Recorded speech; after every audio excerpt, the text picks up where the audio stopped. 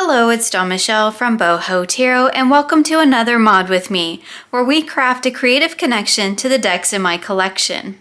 So today we're going to be embarking on a pretty ambitious mod. We are going to be trimming, edging, and rebacking the Mysterious Spirit of Nature Oracle. So this is an indie-produced oracle deck, 48 original paintings with inspirational words by I don't want to mispronounce their name, so I'm just going to show you right there.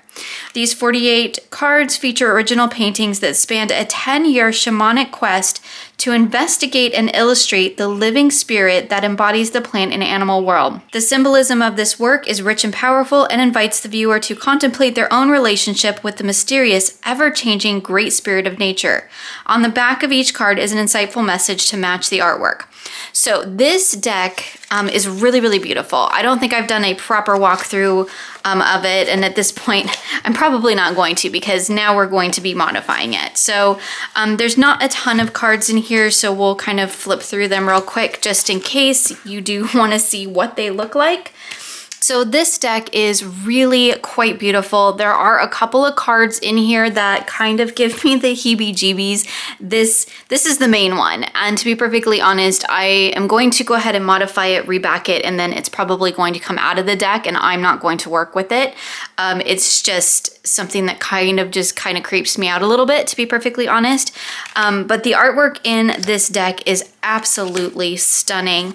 I love the fact that it came out of a shamanic journey, and I think that just really lends a great deal of power to this deck. I have really enjoyed the little bit of work that I've done with it. I've not, worked with it a ton or really in depth. But I have really enjoyed the work that I have done with it.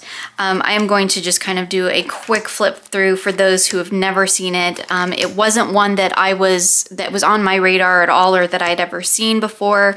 I saw it, I want to say, like, just in passing on Instagram, but I haven't really heard anybody talk about this deck. I haven't really seen much about it. And because there's not a ton of cards, I thought I'll just flip through them all really quickly in case it's something you haven't seen. There are several cards that are in, I think, pencil, but I could be wrong. But they do add an interesting layer to the deck as a whole, I think. But again, just really beautiful artwork. I really, again, love the fact that it came from a shamanic journey. This is one of my favorite cards with the bear. And yeah, I think it's really fantastic. I quite enjoy this ancestor card too. And that creativity card is just fabulous. So while I really love the artwork in the deck and I really do enjoy working with it, there are a couple of things about this deck that do kind of give me a little bit of pause. It's a very large deck, so it is larger than traditional oracle size. So let me just pull out here because I happen to have it sitting here. This is a rock pool deck. So rock pool oracle size, and you can see it is quite a bit taller and a little bit wider. The center artwork is a little bit closer to a standard oracle size deck. And so while I do like the fact that it has, nice big artwork for us to see, it is a little bit hard for me to actually get my hands around it and shuffle it. And there's really not that many cards in this deck. So even just trying to make the span with just these few cards is really difficult for me. And as we know, when I can't easily shuffle a deck, that makes it a challenge for me to work with. So I think that just by taking those borders off and taking it down to a smaller size is going to help. It's not going to get a ton smaller, but at least it will be closer to oracle size. If I wanted to make it a little bit smaller, I could take a little bit more off the top or sides. The bottom's going to get really close to the text, and I don't want to cut that off, so I am going to have to be mindful of that. So that's kind of why I'm trimming it, but it's just too big for me. But the backs I really don't kind of match the front, I don't think. And they have this text on the back, which is where the message is. And we also have the title of the painting down at the bottom, which is really nice. And it does have the artist's name down here and their website, which I don't think is really necessary because this is an entire deck of this artist's work. I do like having the original artwork name. However, the artwork name doesn't always coincide with the title on the card for me. And so that can be a little bit of a sticking point. I'm also just really not a huge fan of text on the back of my cards. I think that this is a deck that would have benefited from just a little white book or just a little fold out sheet or something to put these messages and the title of the artwork in that rather than having it on the back of the card. But that is just my personal preference and the way that I work with this particular deck. When you're using it in a reading, if you've got, you know, cards around it, and I've got my reading here, if I wanted to tap into that message on the back, I have to actually take each card and flip it over and then read it and then put it back. And it's just doesn't really work well with the way that I tend to use Oracle decks. I don't mind messages on the back if it's a deck that I'm just doing a 1-card pull and I'm using it for meditation or just working with that one in particular card. But for me, that does kind of limit it having the message on the back. And I found that for the most part, the messages really, in my opinion, don't add a ton to this deck.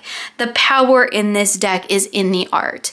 The keywords are really nice, and I do think they work quite well. So I'm quite happy with those. But here we have contentment, and the message on the back is be thankful for what you have. Like, I really don't think that adds a ton, if you know what I mean. The title of the artwork is Seeker Unto Death and Beyond, which I think is really interesting. But again, that idea of the title being Seeker Unto Death and Beyond doesn't really key me into the keyword that's on the card. Like, I don't know if it's just me, but there's a little bit of an inconsistency there. So that's the main reason why I'm going to be rebacking it, is just because I'm going to be covering this up because I just don't need it. And this deck has a nice little flexible, thin enough cardstock that rebacking it in contact paper is not going to add a ton of bulk to it. So I think this is a really good candidate for rebacking. I haven't rebacked a deck in probably over a year, so I'm probably a little bit rusty. We're just going to see how it goes. And I don't often do it anymore. It has to be kind of a really special case or a really special reason of why I want to go to the trouble of rebacking a deck, because as you'll see, it's a lot of work. This is only a 48 card oracle, and it's probably going to take me a while. And when I do a full tarot, while I really love the way it comes out, it definitely is a labor of love. But again, I think this is the perfect candidate to reback because I'm not interested in keeping these messages, and I think they kind of they don't really connect for me. So I think this is a perfect deck to do some rebacking with. So today, that's what we're going to be doing. I'm gonna take you through my process, and it's been a really long time, so hopefully I will remember my process. And we're going to reback it, we're gonna trim it, and then we are going to edge it, and I am just going to edge it in just a plain black marker. I'll be using my Prismacolor marker because I love the black, like it's a really true black. I love the way it comes out. It's also an art marker, archival, very permanent. And then we're going to be rebacking it in contact paper. And I have picked this just plain kind of wood grain black, very, very cheap contact paper on Amazon. And we'll talk about that here more in a minute. But first we need to make some room. So let's go ahead and clear the space off so that we can get to work with this deck. Okay, so real quick before we begin, let's talk tools. I have my Fiskars trimmer here. I have my little corner ruler, which we'll talk about more in detail when I get to that point. That will be for trimming. We have the corner rounder that I'll be using, which is the Kadomaro Pro for rounding those corners once we're done. I'm gonna be moving it out of the way. The Prismacolor marker that I'm using, just in black for edging when we're done and to that point. I don't want to lose that, so I'm going to put that up there. Of course, I have my deck because definitely need that. And I have my contact paper, which I just bought a black wood grain, and it is just really cheap contact paper. I find that kind of the cheaper the contact paper, the better it works. It tends to be a bit thinner, which works a lot better on a deck because we're not like trying to cover like a countertop here that we're trying to, you know, make sure that it holds up to a lot of wear and tear. We're just covering a deck of cards, which again is going to have some wear and tear because, you know, shuffling and whatnot. But I found that the kind of cheaper stuff actually works better. It's thinner and it just tends to have a bit more flex to it than the kind of stuff that is meant to cover countertops. So in this case, going cheaper I think is better. I do have 2 rolls of it here because the first time, this is actually not the first time I've attempted to make this video. I got all the way through to kind of this step where we are right now, and then realized as I was cutting these rolls down that I didn't have enough contact paper here. So I hopped back on Amazon and ordered another roll. Normally I order the bigger rolls so I can usually do it in one roll. This was the smallest roll that they had, and it doesn't even say, I'll leave a link to it in the description box in case you're interested in this particular one, but I don't usually order rolls this small. I didn't realize it was this small when I bought it, and it turns out there is not enough in one roll to do a 48 card Oracle deck. So I have started, because this is my second time making this video, cutting all these down to a little bit more of a manageable size. I'm going to reback it and then we're going to trim it. So that'll cut not only the excess edges off, but the excess contact paper off all in one go. Now, a couple of notes when you do this. There was, and I don't know what I did with it, because again, this is my second time trying to make this video. When I first got this contact paper, which was now about a week ago, I took a plain card and I just clipped a slice of this off, and I actually rebacked the plain card so that I could test it and leave it sit for a couple days and make sure that the contact paper wasn't going to shrink. That is definitely an issue with contact paper, and not one that I was aware of the first time that I rebacked a deck, and it shrunk. It basically ruined it. It was my the first wildwood I had, and I rebacked it in some actually pretty expensive contact paper, and it totally shrank on the card, and then it basically left a white border. Well, in that case it was green, but it left a border all the way around because the contact paper shrunk, and then I could see just the card back. And then I couldn't get it off. That is something to be aware of if you're looking like online. Make sure you look at the reviews and see if anybody has mentioned that it shrinks.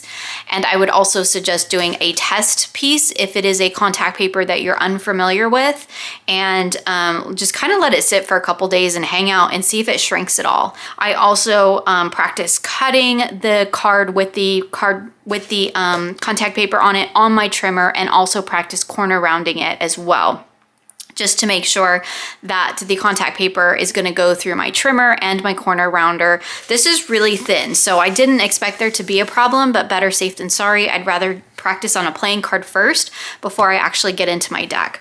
So just a couple of notes there when working with contact paper. The other thing that you want to keep in mind, especially if you're rebacking a glossy deck, is that if you get the contact paper that's repositionable, it's not going to stick forever.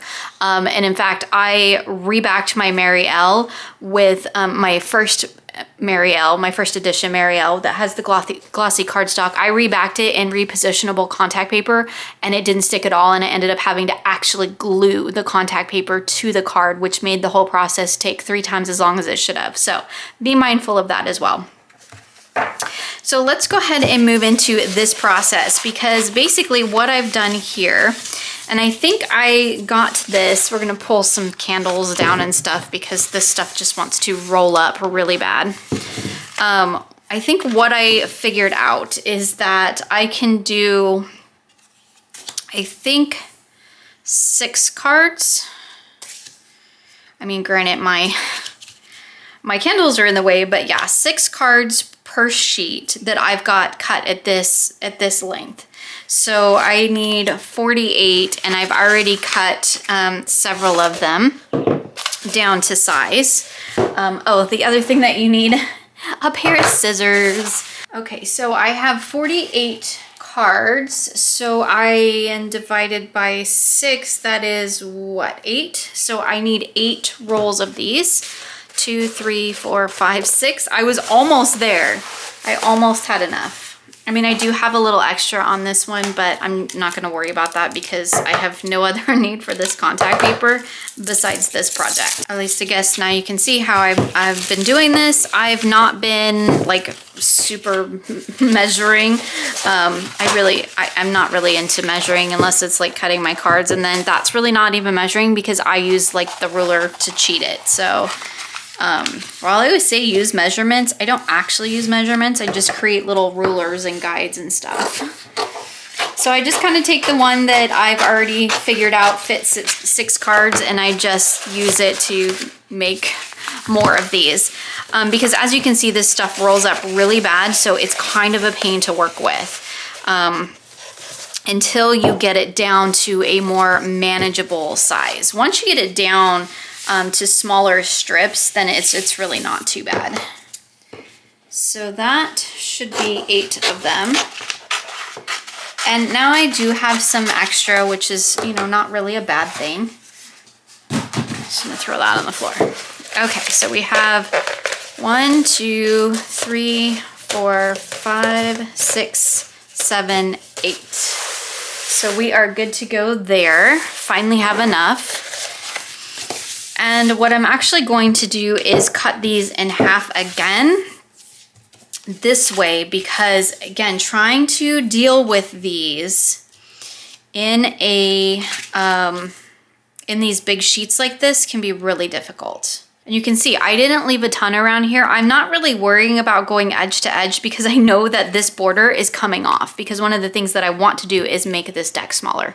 So I'm not worrying too much about, you know, about making sure that I do get it edge to edge. I just want to make sure that really the art space is good and covered. So we're going to take that there, and I'm just going to cut down that line. Because again, it's very hard to work with when it's all rolling up on you like that. So this should allow me to fit 3 cards on these sheets. And again, like I said, I do have extra, so it's all good. Now can kind of make a pile over here, and I'm just going to basically repeat this process, cut all, well, there's 7 of these left, cut all of them in half, and then we'll move on. Okay, so now I've got them all cut down to be basically card size, and they're a little bit easier to contend with at this point. So now basically what I'm gonna do, cut them down to card size. And the reason that I am going to do this is because even with trying to manage it with just 3 cards across, once I peel this backing off, this stuff gets a little bit tricky to contend with. So I'm just gonna I did that one too far up. I'm just gonna kind of clip it down even further, and hope I cut straight to make sure that it's going to pretty much cover the card. And this I kind of just do one or 2 strips at a time. Like I don't need to sit here and cut all of these at once. And I just want to make sure that if I cut that there, I've got enough on either side. But I'm just going to do one to show you, because again, this is a pretty labor intensive process. So I'm just going to show you a couple at a time, and then I'll kind of finish the rest up off camera so we can kind of keep this moving along for you. So one of the things that you want to double check, which I didn't when I was cutting, if there is a pattern on the contact paper, you might want to make sure it's all going the same direction. I actually didn't check, and I probably should have before I cut all of those, because this definitely has a pattern that is going this way, horizontal, and some of them I didn't even check could possibly be going vertical. These ones are all horizontal. And it looks like for the most part, it probably is, because I cut them all at the same way. So that is good, but something I definitely should have checked before I actually cut the sheets down to make sure the pattern's going the right way.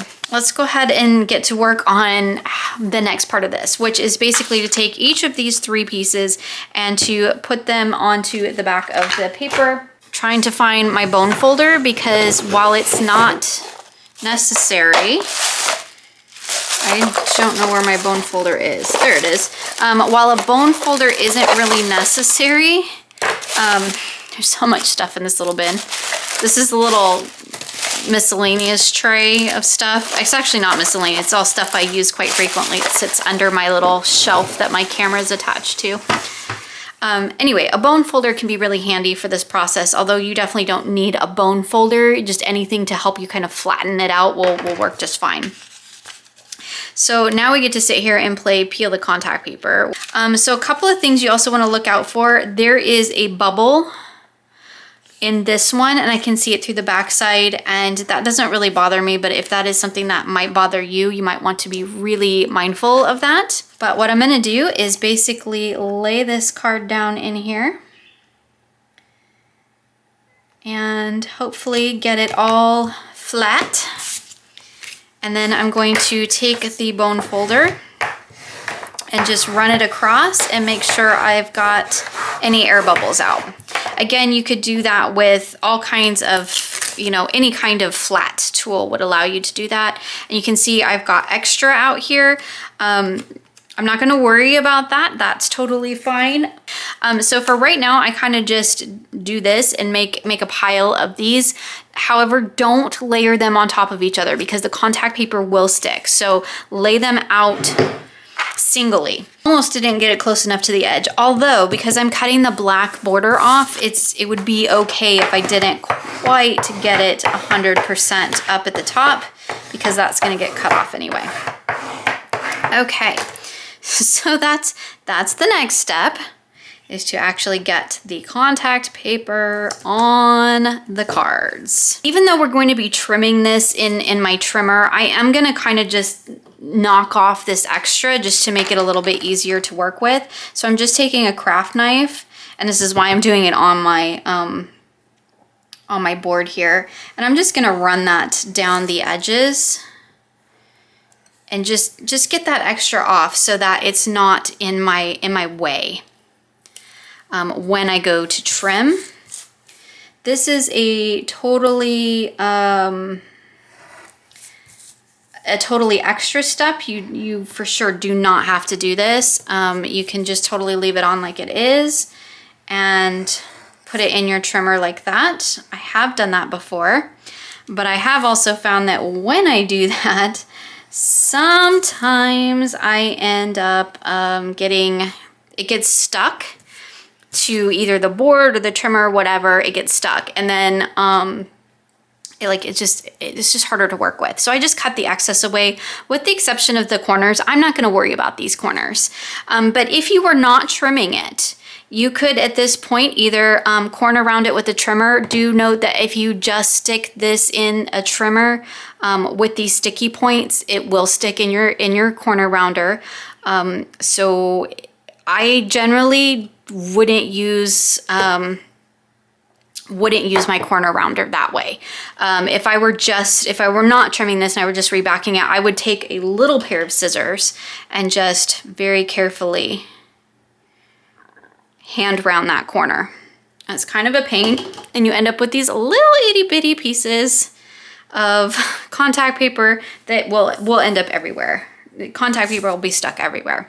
But because I'm gonna trim it down, once I take this portion, this outer border off, that little bit is just naturally gonna go away with it. So I'm not gonna worry about it, now, because it's gonna just come off when I trim it. But I am just gonna real quick slice off this extra, just so that it's not in my way, it's not sticking to things. If I wanted to stack them up now, I definitely could, because the only little remaining sticky bit is going to be on that really teeny tiny corner piece, and I'm totally okay with that. But you can see, you can just follow along and, oops, try not to cut your card. I cannot tell you how many times I have sliced into a card. I'm not being super precious, because if I slice into that black border right now, it's no biggie, because I'm getting ready to cut that thing off anyway. I don't mind the black border on this deck, really. I think it actually works quite well with this deck, but it's just too big. It's just too big for me, and I just need to make the deck a little bit smaller so that I can handle it. So there's that. and I can just peel those off and get those out of my way. So now I have my cards rebacked in the contact paper, which I think actually looks really nice with this deck. And it does look really nice with the black borders. You can see where I rounded the corner here. Like I think this totally works too, but I want to make this deck smaller, so we are going to trim it as well. But I'm not going to sit here and make you watch me do the rest of these cards. I'm going to go ahead and finish getting these ready for trimming, and then we'll check back in. So I finished rebacking the entire deck, and I trimmed off the excess as well, just so that I didn't have to contend with that.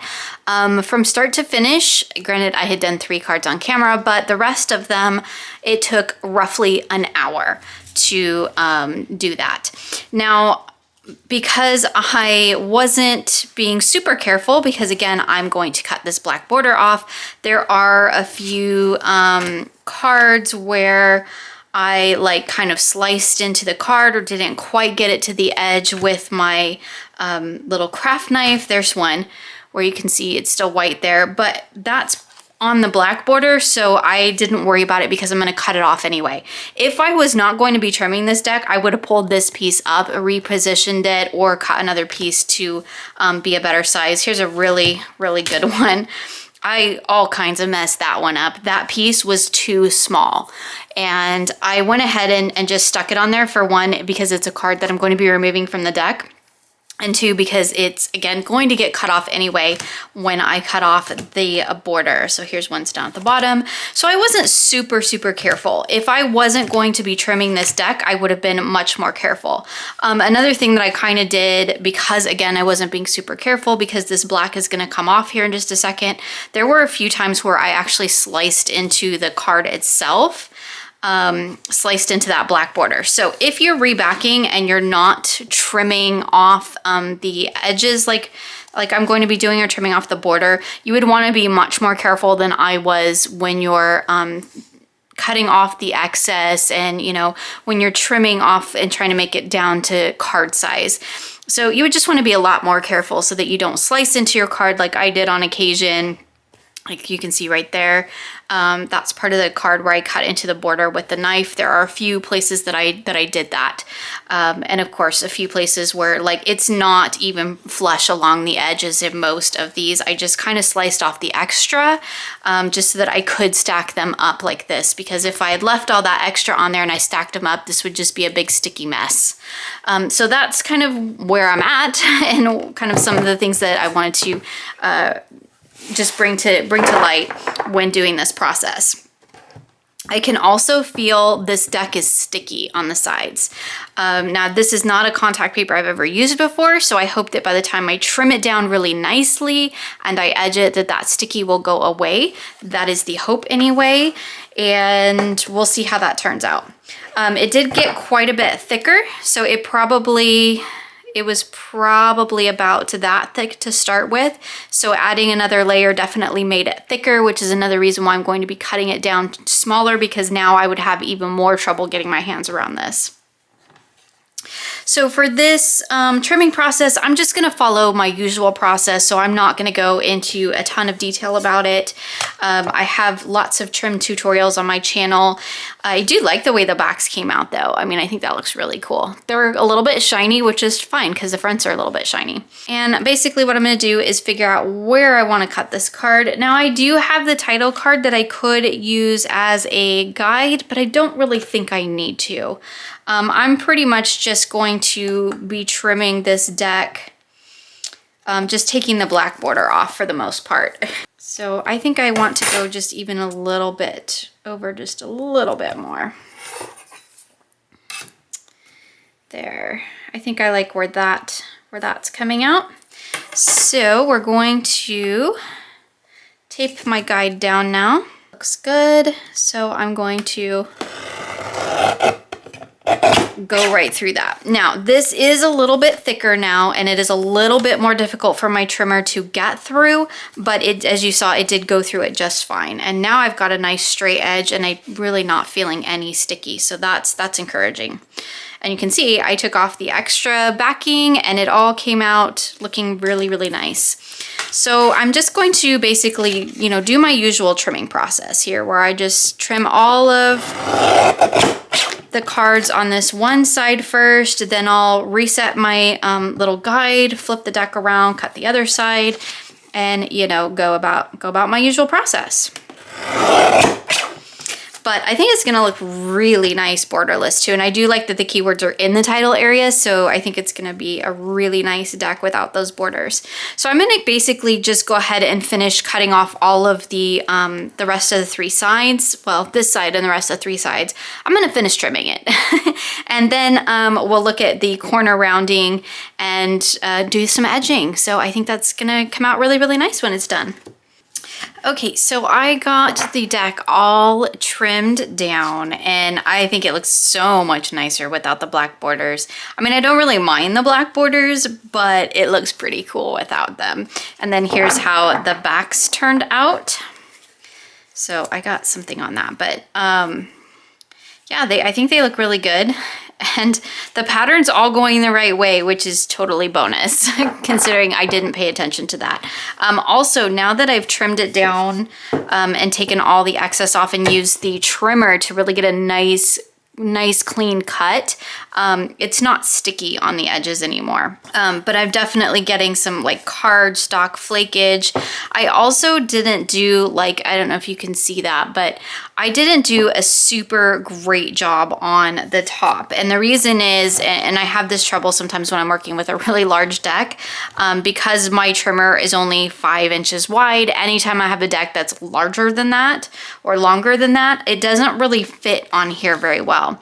And so I end up having to either kind of just guess and hope for the best, which is basically what I did for the bottom. So I didn't have this on here at all. I just basically put it in here and I lined it up so that the bottom line of the title little banner here was sitting just under my, just sitting at the edge of this plastic guard. And I just really eyeballed it and tried to get it all as close to the same as I could, because it wouldn't, I didn't have, you know, I still had the top on it at the time. And so there was no room, it overhung the edge of the board. So when it came, I think I got them all pretty close. There's a few that are a little closer than others, but they're pretty good. But when it came time to cut the tops off, you can see I've got this kind of haphazardly taped on here, and I do not like putting tape in the way because that creates another layer. And but I found that just trying to tape it down on the edges like this, because there is a lip around here, like there's a gap, so the card would actually like slide up underneath that gap and I wasn't getting a nice flush. So I ended up having to kind of tape this down and then trying to like push the card up against there as tight as I could and then trim it down, and it's not perfect. However, anytime you trim a deck by hand, whether you're using measurements or your scissors or just throwing it in a trimmer and go, it's no matter how precise you try to be, there is no way to get it perfect because we're still human, we're still cutting by hand. So that's definitely something to keep in mind, and it's definitely not as straight as it normally would be. I don't know if it'll pick up on camera, but it's not quite as flush as it would normally be. There are a few cards in here that are taller than the others. I did kind of go back and try to pull through the ones that I thought were a little bit taller, and I finally just kind of gave up, to be perfectly honest, because it's close enough. The sides, I don't know if you can see that, but the sides came out really, really well. So anyway, just a couple notes about that. So now what I'm going to do is stick these in my corner rounder, and these are quite thick now, so I am hoping it does go through it. And because I'm trimming off the contact paper and the card all together in one, I'm getting a really nice flush round there. So now at this point, I just need to go through and I need to corner round all of these. And I need to edge them. So usually what I do nowadays, I know when I do it on camera, I punch them all, like we come back and we see it, and then I edge it, right? Because that's usually because I'm trying to kind of play with some color combinations and some, you know, I'm doing more than just throwing a layer of marker on there.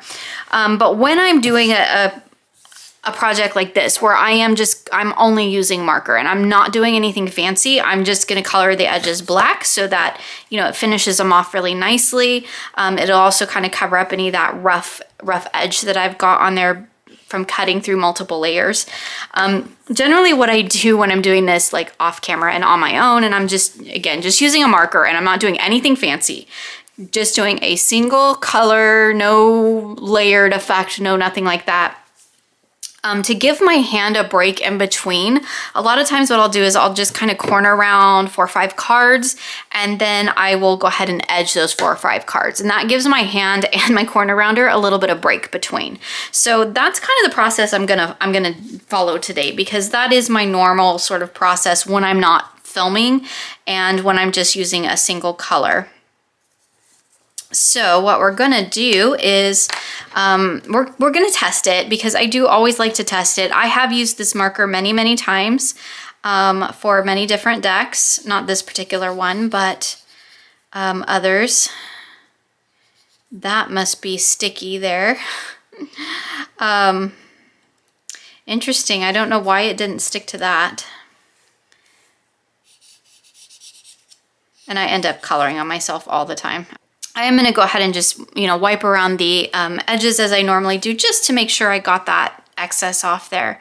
But it won't show up on camera because I have teeny tiny little silver here, but it does look good. It's a nice dark black color. I really like the way this particular black comes out. And so that's what we're going to do. We're going to sit here and now color the deck. I can feel the rough edges, which my marker is going to act as kind of a, whoops, wrote on the back of the card there. It's not like, that didn't come off, so it's not like super forgiving. That's the other thing with this, which is why I have the backs turned towards me, because if I accidentally do a whoops like I just did, it ends up on the back of the card and not on the front, because it's black. It's gonna blend in if I accidentally write on the back of the card. But the other thing that this kind of does is this kind of acts as a file, which is not great for your marker. And my markers that I use for edging decks are definitely dedicated and devoted to deck edging, because it basically ruins them. It is not liking where there is still glue, but from the sticky from the contact paper, I'm having to kind of color that in quite a bit. Part of that is I didn't get that corner clipped very well. That's part of the problem. So it does also kind of act as a file. So it's gonna kind of sand it down, which is, you know, again, not great on your marker, but it's great for your deck, because it's gonna help take the rough edges off. So anyway, I'm basically gonna sit here, and you can see that this is, you know, this is gonna take me a while, because for one, it's not liking the corners like at all. So I'm having to be really careful with those. But I am going to be able to get it all nice and blackened, and hopefully right on the back again, give it a nice finish. And this marker will probably be toast by the time I'm done with this deck. Normally I can get a couple of decks out of these markers, but because I have the contact paper on there, it is, and I wrote on the card right there, but that's okay. It blends in. Because I clipped the contact paper and I have that on there as well, that's gonna be extra hard on this marker. So this is probably one of those markers that's gonna be a one and done with this deck. I need to stop talking because I keep writing on the deck. But I'll go ahead and just finish this one up real quick. This is probably going to be a long mod as well, but I will finish edging it, and then we will get back together and I will show you the whole completed, rebacked, trimmed, and edged Mysterious Spirit of Nature Oracle. Okay, so I have finished the complete trimming, rebacking, and edging the Mysterious Spirit of Nature Oracle. So I think overall it came out really well. I think borderless without the black borders that we saw here. If you remember, we had the black borders around it. We had the white border on the back. We had the blue background on the black with the text. I've taken the black border off of the deck and I think it looks really fantastic borderless. Just really opens the artwork up. But the other thing that I did with this deck is reback it. So I put, you can see here, the wood grain contact paper on the back to cover up that text that I didn't really want to have on the cards. And I think it came out really great. You can see here that I've edged it in black. So I didn't do anything really fancy with the edging because the process of rebacking it is quite extensive anyway, and so I really didn't feel like it needed anything else to really add to it. And I do really like the wood grain. I think it works really well with this particular deck. It also has a texture to it, so I can feel the ridges of the wood grain, which is really just kind of interesting contrast to the kind of shiny glossy stock we have on the front. But yeah, I think it just looks really beautiful. I think it came out really nice. Again, I think this was a perfect candidate for rebacking because it did have the text on the back, which is really not my favorite. And I think it came out just absolutely wonderful. This contact paper worked really well.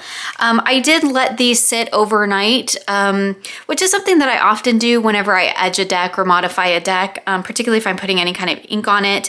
But I don't think it absolutely needed to set overnight. It just happened to be what I needed to do based on my schedule, because I got done with this kind of in the evening. And then I just kind of set it aside so that I could come back to it today and show you the final product. So that ink that I put on the sides, which again was just the Prismacolor in black. This is one of my favorite black markers to use because it has a really nice rich black. It is archival and permanent, but it is important to note that it does bleed a little bit. You probably won't be able to see it on camera, but I can see a slight black micro border on the back of the contact paper. So I do only use that one when I know that I'm going to be doing like black on black, and I know that if it bleeds a little bit, it's not going to be a big deal because it's not going to be seen, because it does have a tendency to wrap a micro border around the back of the deck. So the deck now is a little bit smaller, a little bit easier for me to get my hands around. It's not quite such the struggle. Let's give it a shuffle here and see how that goes. Usually, yeah, with the contact paper, it shuffles really nicely. And actually, I think it shuffles better than it did before because it's not sticking at all. Like, I'm getting a really nice shuffle. And I'm also getting a really nice bend. Like, particularly in that bridging back together, you can see like it's still really flexible, which is nice. Again, this wasn't a super thick cardstock to begin with, so it was a good candidate for rebacking because when you reback a deck, it definitely does add thickness to the card. So if you're working with a deck that has really thick cardstock already, rebacking it can make it probably a little bit difficult to work with because it's going to get super thick. This is almost twice the size as it was before. You can see here it was a little bit smaller than the width of the box. So it did add, you know, let's say probably about maybe that much. I mean, I'm just guessing here, probably even a little bit more because it did fit in the box. Of course, it doesn't fit in the box anymore, which is fine because I'm going to make a bag for it anyway, but it added about that much thickness to the deck. So that's also a really important thing to keep in mind, is that if you have like a box like this and you reback a deck, most of the time it's not going to fit back in its original box. Just because most of the time the boxes are made to, you know, fit just the size of the deck or the deck and book. And when you reback it, you're adding a whole nother layer. So it does tend to get quite a bit thicker. And that tends to mean that it's not going to fit in the original box very well. So just something to keep in mind. I am, of course, going to be, you know, making a box for it or a bag for it. So I'm okay with that. But let's just lay a few out here so we can see how they look now that they are completely borderless, and I think they are absolutely just beautiful. I can also see, if I look really, really closely, I don't know if I can get it to pick up on camera, but let's bring it way in here. Hopefully my camera will focus. I can see a little bit of a bleed around the front. It is very, very slight, but it is there. Just, you know, in full disclosure, using that marker. I always know that going in, but I think that the richness that I get out of the black is totally worth it. This is one coat, just one coat with that marker. And truth be told, I probably could use to do a second coat on it just to kind of fill in a few spaces where I didn't quite get it fully saturated. But for the most part, when I use that marker, it's generally, as long as it's a fairly new one, it's usually a one coat job. And I absolutely love that because I really don't want to spend a ton of time working on modifying my decks. I do enjoy the process, but I do have a lot of decks that I'd like to modify at some point, at the very least color the edges, and so I don't want them to take too terribly long because then it just makes it hard for me to get through them all. But there we have it, the mysterious spirit of nature trimmed down to be borderless and rebacked in black wood grain contact paper on the back to cover up what we had going on with the text in the blue and the white border. And I think it just works so well for this particular deck. As I said, I think it's a really good candidate for a rebacking project because it had some of those things that just didn't quite jive with me and the way that I particularly use the deck. So I would love to know if you have this deck, what you think of it. Are you planning on rebacking it, or would you reback it if it was one that you had in your collection? So please feel free to share with me in the comments below. Thank you so much for joining me today, and I look forward to seeing you again soon for more creative tarot for an inspired life.